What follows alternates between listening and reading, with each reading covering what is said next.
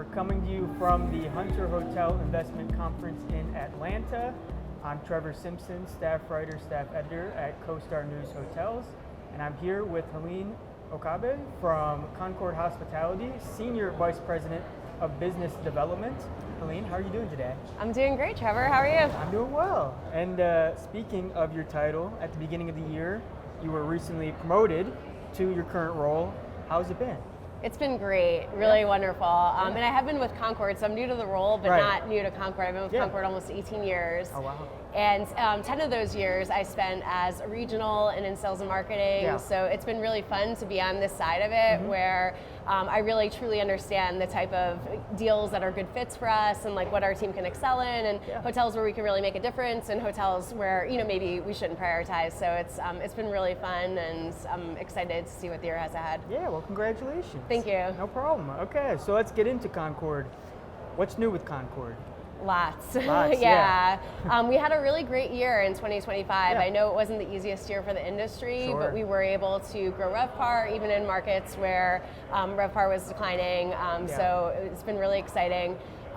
We had a number of new developments, new openings. One of the notable ones is the Hilton at Jacksonville Mayo Clinic in Florida. So we're very excited to be tied to that medical community and have a successful opening there, which our development team worked on the construction, and we're managing as a third party. So that's been great. We opened Marriott's first Studio Res in the system. How about it? So that happened mid last year, and we did have some exciting F&B openings recently as well. Last year we opened an Element in Calgary, Canada, with a terrific rooftop. This was a conversion from an office building to a hotel. So that was a really exciting opening, and really we've been focusing on the food and beverage space, and really developing unique concepts that are very popular with the local community in addition to hotel guests. And just recently we opened a pizza and wine, pizza and wine bar in Pittsburgh at our Oaklander Autograph Hotel called Pork and Crust, and we're super excited about that. Our chef is a James Beard Award winner, Kristen Butterworth, and it just is off to a great start already. Like great Google reviews, great traffic, so we're super excited about that. Pittsburgh's only a 2-hour drive from Cleveland. I might have to You'll check have to it out. check it out. Yes, let me know. We can help with reservations. I know that Concord has a lot in the pipeline as well. Can you talk about what you're excited about with Concord's pipeline? Sure. Really, to build off of the success we've been having in upper upscale, soft brands like Autograph, Curio. We do have a number of exciting projects. I don't want to, get ahead of ownership and brands, reveal anything too early. But we're very excited to have these developments both on the West Coast and in the East Coast as well. We do have some developments with medical communities and great campuses and just meaningful projects that we're very excited about. Some that we can talk about. In a few months in May of this year, we have, actually what's interesting is it's an independent upper upscale extended stay, right? So, yes. So, well, the brand that we're, the developer that we're working with, has classified it as luxury hotel inspired residences.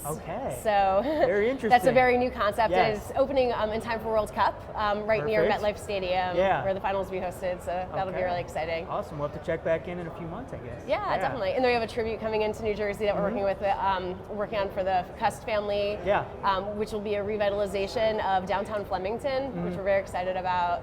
And several others as well. So you talked about the World Cup. How are you feeling about the World Cup? We're a few months out.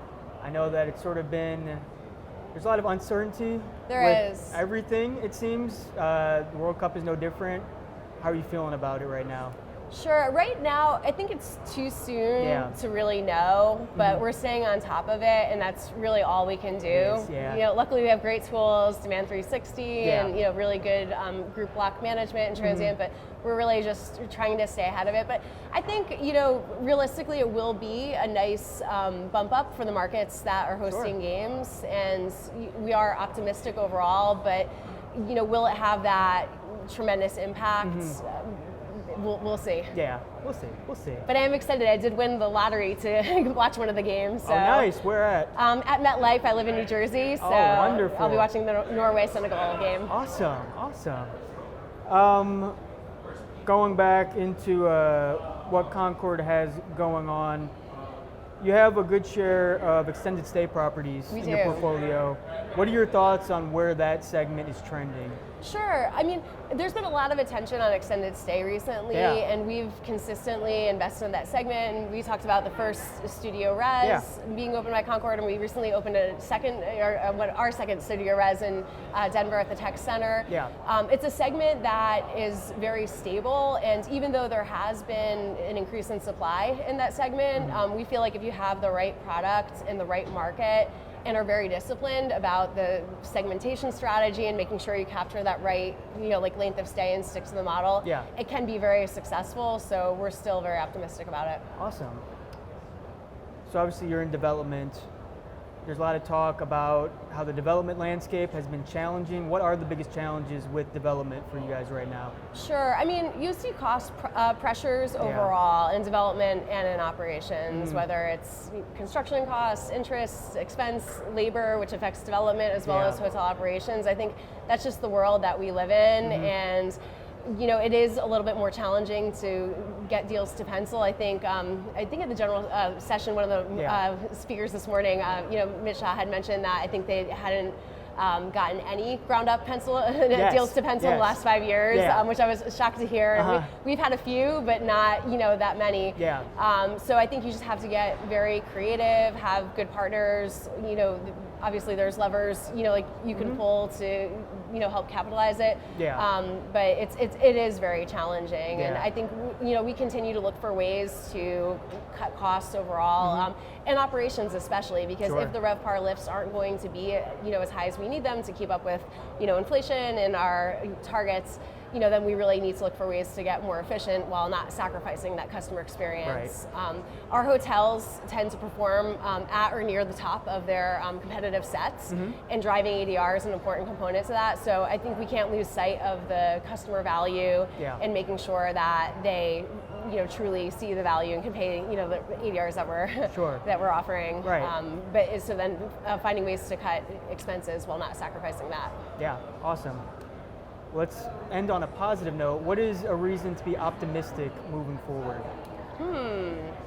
A reason to be optimistic. Yes. I do feel like some recent data has been positive in our industry with demand. I think I saw the 5th consecutive week of RevPAR growth, I believe I saw this week, so that's positive. But I think in general, this is an industry to be very positive about. If you think about the experiences that we're creating with people, the fun that we have doing it, there's a lot to be positive about. Awesome. Thank you so much for taking some time to chat with me. It was such a pleasure to spend the afternoon with you. Absolutely. Thank you so much. Thanks.